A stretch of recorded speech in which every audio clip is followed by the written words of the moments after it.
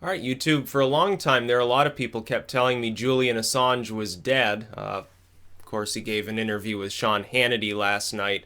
And he also confirmed something interesting, which is what sane people were saying now all along since the DNC hacks, which is that the leaked emails from the DNC had nothing to do with Russian hackers. No, what do you know about that? You know, my money is on Seth Rich as being the one who leaked that material to WikiLeaks, which would explain why he suddenly got randomly killed in the middle of the street at night without any of his personal possessions of great value missing, which means he presumably wasn't robbed at the time.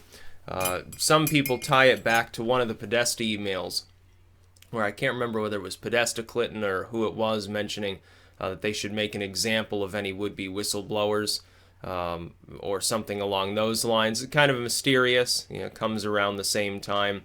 WikiLeaks has talked cryptically about Seth Rich as well, but my smart money is on somebody from within the Democratic Party at the very least, being the one who gave this material to WikiLeaks. It was probably some mid-level staffer, again, somebody like Seth Rich, who would have had access, on and off maybe to such material, who could have easily, again, guessed the password, which was Obama08. It wouldn't have taken a genius to figure it out. Would have had access to their systems. Would have been trusted by the party to some degree. Who could have grabbed it? Considering how poorly guarded it was on the level of its password, it probably wasn't monitored very well either, so no worries about leaving any fingerprints behind. Then when Seth Rich, of course, died, I guess that would probably be why a lot of these intelligence agencies don't actually want to talk about real evidence of who the intrusion came from. It could have been anybody, though, honestly. Again, Trump has mentioned 400-pound hacker. The DNC constantly harangues about Russia. In fact, they do it on a more than daily basis now.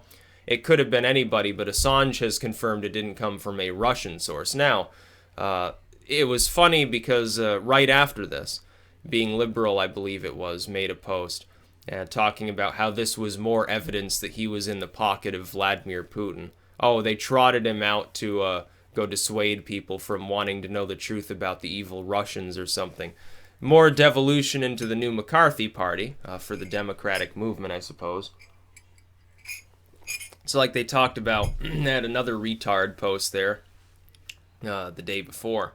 Oh, more and more Americans are identifying as liberals. Well, yeah, you've expanded the definition of liberal to include people that don't really care about the environment more than on climate change. They don't care about pollution. They don't care about heavy metal waste. They don't care about anything else or efficiency of cars or anything like that. They never talk about it. Who are pro-war as long as the president happens to be a Democrat. Who are pro-big surveillance and pro-corporation. In fact, they don't even care if you're controlled by corporations as long as you're a Democrat. They've expanded the definition of liberal to include every Democratic partisan. Well, yeah, I wonder why there are more liberals around. You might as well expand the definition to include people who espouse literal Marxism, so then you can call the communists like liberals too, and you can expand it to include moral traditionalists like Bible thumpers, then everyone would be a liberal. Oh, okay, great. Oh, the country's 90% liberals. Too bad the definition no longer has any real tangible meaning or something like that. Yeah, if you stretch a definition beyond all boundaries, it certainly gets larger. It also gets weaker and more ineffective. I've spoken about this linguistic concept before. But Assange coming out and confirming to Sean Hannity. I don't even like Sean Hannity. I don't like Fox any more than I like any other legacy media network. Stop telling me, oh, Fox is better than the others. That's like comparing two turds. Doesn't persuade me at all to watch or pay attention to any of these fuckwads. But Sean Hannity goes, he interviews Assange. He probably did this because Fox News sees a capitalistic opportunity, after a manner, a corporatistic opportunity rather, to cater to those who still defend Trump. And so they're seeking to reabsorb even some independents within the country who supported him over Clinton and also tend to be more supportive of whistleblowers. A lot of the Republicans don't either.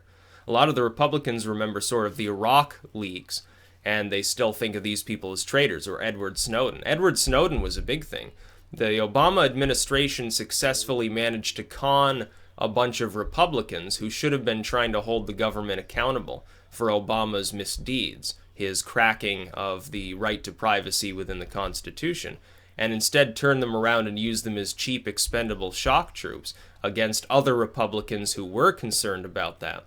On the token of, oh, well, he look at him, he went to China, so he's obviously a commie, like espionage agent or something. Oh, he went to Russia, he's obviously a Putinist.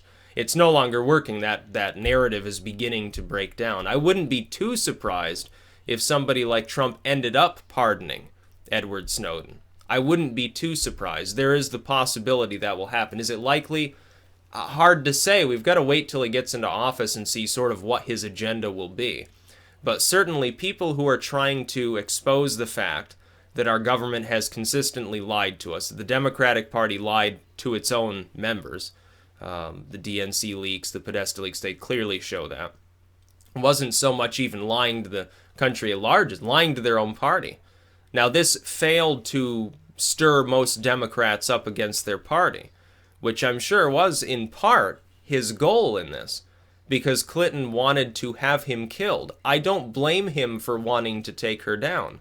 It doesn't have to be part of a Russian espionage program. You threaten to have somebody killed, that person realizes it, and they have the capability to denigrate your public support. Why the hell wouldn't they? It's as simple as that. This is what happens within politics all the time. The Clinton fans loved WikiLeaks, generally speaking, until WikiLeaks decided to go after her. The Democratic Party was at the very most ambivalent towards WikiLeaks. They didn't hate WikiLeaks until they went after the DNC's emails and started dumping them to show people how fucked up the DNC really was. All of a sudden, they're enemies of the people and part of a vast conspiracy to destroy the United States. Before, they were whistleblowers on some marginal level. Edward Snowden, to some of them. I wish that the left were actual hippies. If they were still actual liberals in the more original sense, if they were classical liberals, they'd all be members of the Libertarian Party probably, or the Constitutionalist movement.